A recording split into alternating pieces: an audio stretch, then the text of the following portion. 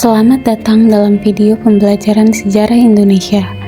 Pada kesempatan kali ini, kita akan menelusuri salah satu bab penting dalam perjuangan kemerdekaan bangsa kita.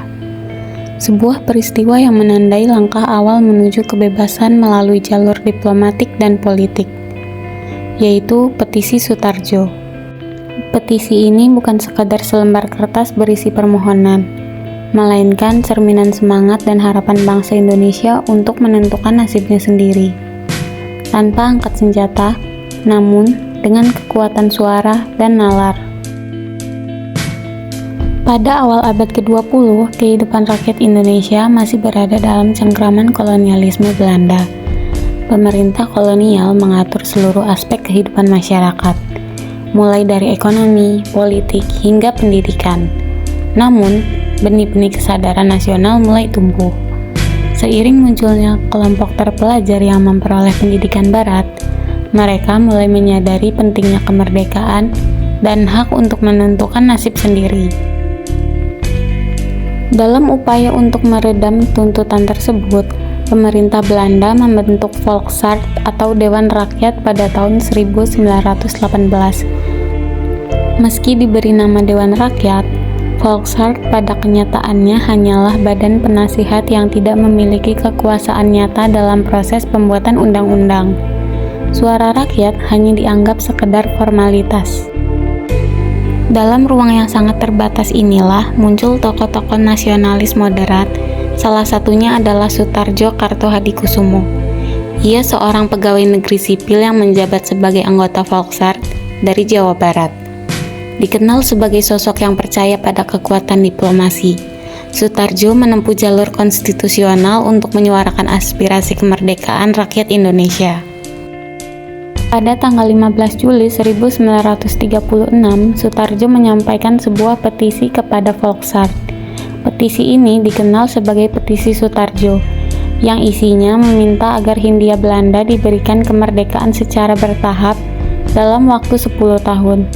Namun, tetap berada dalam naungan kerajaan Belanda. Dengan kata lain, bentuk kemerdekaan yang diusulkan menyerupai dominion seperti Kanada atau Australia dalam Imperium Britania, di mana Indonesia memiliki pemerintahan sendiri namun tetap menjalin hubungan simbolis dengan negeri induk. Petisi ini berisi 3 poin utama. Pertama, permintaan untuk menyelenggarakan konferensi antara perwakilan Hindia Belanda dan pemerintah Belanda untuk membicarakan status politik masa depan.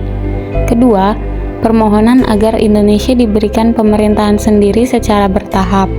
Dan ketiga, penegasan bahwa proses ini hendaknya dilaksanakan dalam semangat kerjasama dan damai.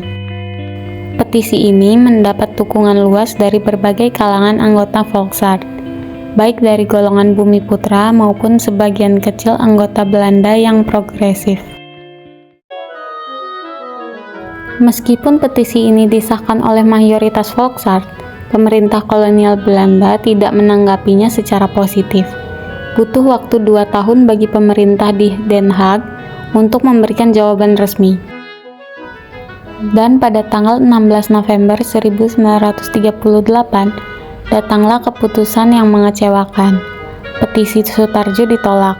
Penolakan ini disertai dengan alasan bahwa waktu yang diminta, yaitu 10 tahun, dianggap terlalu singkat. Selain itu, pemerintahan Belanda beralasan bahwa kondisi dunia sedang tidak menentu, mengingat bayang-bayang perang global mulai terasa di Eropa menjelang Perang Dunia Kedua.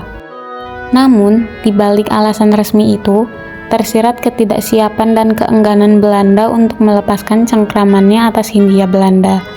Meskipun rakyatnya mulai menunjukkan kematangan dalam berpolitik dan bernegara. Petisi Sutarjo memang ditolak, namun gaungnya tidak serta-merta padam. Bagi banyak kalangan nasionalis, petisi ini menjadi bukti bahwa rakyat Indonesia telah memiliki kesadaran politik yang kuat dan sanggup menyampaikan aspirasi mereka melalui jalur hukum dan diplomasi. Gagalnya petisi Sutarjo juga menjadi pelajaran berharga. Ia menunjukkan bahwa jalan diplomatik pun memiliki batasnya, terutama bila pihak kolonial tidak berniat memberi ruang. Akibatnya, Pasca penolakan tersebut, gerakan nasional mulai bersikap lebih tegas dan radikal. Generasi muda pun mengambil alih panggung, membawa semangat yang lebih berani, hingga akhirnya mendorong lahirnya berbagai organisasi pergerakan baru yang secara terang-terangan menuntut kemerdekaan penuh, bukan lagi otonomi terbatas. Petisi Sutarjo adalah tonggak penting dalam sejarah pergerakan nasional Indonesia. Ia adalah representasi perjuangan yang menggunakan akal sehat, nalar politik, dan niat baik untuk mencapai kemerdekaan melalui cara yang damai. Meskipun gagal dalam mencapai tujuannya secara langsung, petisi ini berhasil membuka mata banyak pihak bahwa rakyat Indonesia telah siap untuk menjadi bangsa yang merdeka dan berdaulat. Kita patut menghargai upaya seperti ini, karena kemerdekaan tidak lahir dalam satu malam. Ia adalah hasil dari rentetan panjang perjuangan, dari diplomasi hingga revolusi. Terima kasih telah menyaksikan video ini. Semoga materi ini menambah pemahaman dan kecintaan kita terhadap sejarah perjuangan bangsa Indonesia.